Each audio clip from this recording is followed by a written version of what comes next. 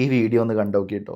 ഞാനിങ്ങനെ റീൽസുകൾ ഇങ്ങനെ കണ്ടുകൊണ്ടിരിക്കുന്ന ഇടയിലാണ് ഈ റീല് കണ്ടത്. കണ്ടു കഴിഞ്ഞപ്പോൾ അറിയാതെ കണ്ണിന്ന് സന്തോഷം കൊണ്ട് കുറച്ച് കണ്ണുനീര് വീട് പോയി. നിങ്ങളൊന്ന് കണ്ടു നോക്കിട്ടോ. സ്വന്തം ഇക്കാക്കാന്റെ കല്യാണത്തിന് പെട്ടെന്നൊരു കേസ് വന്നിട്ട് നോക്കി ചെക്ക പറക്കുന്നുണ്ടോ, ഒരു കേസ് വന്നിട്ട് അത് അത്ര ഉള്ളൂ. ലൈഫിന് വേണ്ടി വലിയ പരിപാടി വേറെ ഒന്നുമില്ല. ലൈഫാണ് പ്രധാനം. കല്യാണം പിന്നലൊക്കെ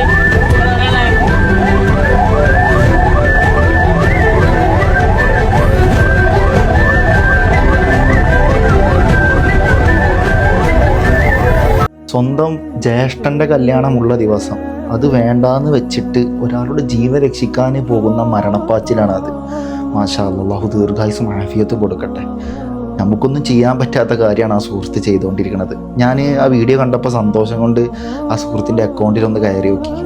അപ്പോൾ അതിൻ്റെ ബയോയിൽ എഴുതിയ വാക്കുകളാണ് എന്നെ അതിനേക്കാൾ കൂടുതൽ സന്തോഷിപ്പിച്ചത്.